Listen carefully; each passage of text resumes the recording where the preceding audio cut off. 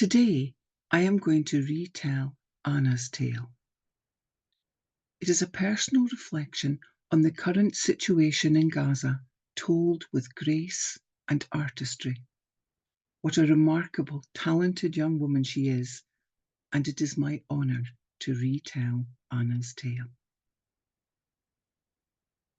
Hello, world. I'm Ana from Gaza. I am 14 years old and I write stories. And today I'm going to tell you my own story called The Globe-shaped Chandelier.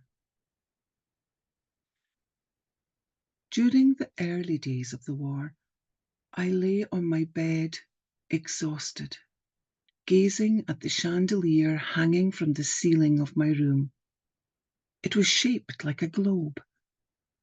It had been unlit since the war began, and I missed it deeply.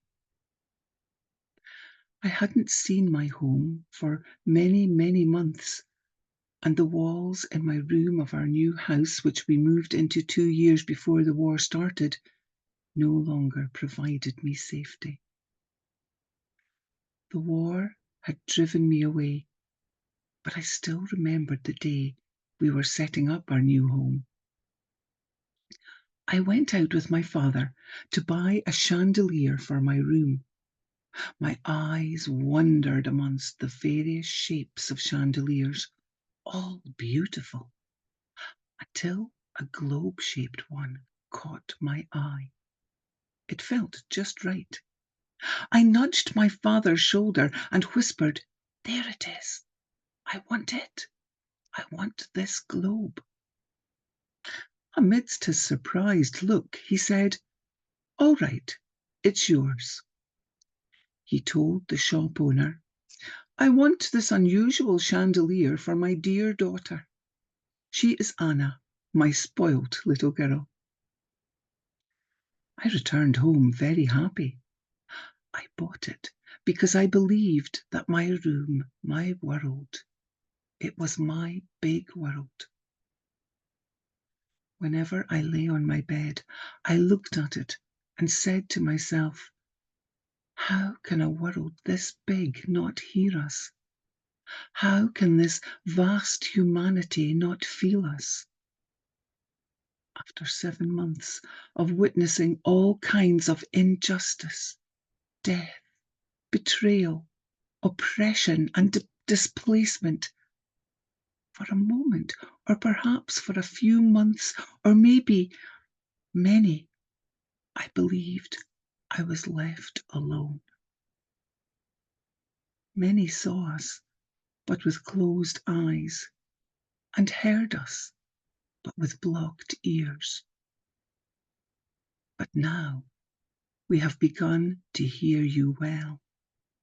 Your voices have reached us late, maybe because we started getting used to the sounds of war, bombings, and planes. And now we began to explore new sounds. We hear you. We hear your voices coming from universities as you chant for the freedom of Palestine, and from the streets as you hum old Palestinian songs. We hear you through your posts that roam social media constantly. Your voices are beautiful, and your hearts are big enough to contain the sighs of our sorrows and suffering, and your conscience is still awake. Thank you from the heart.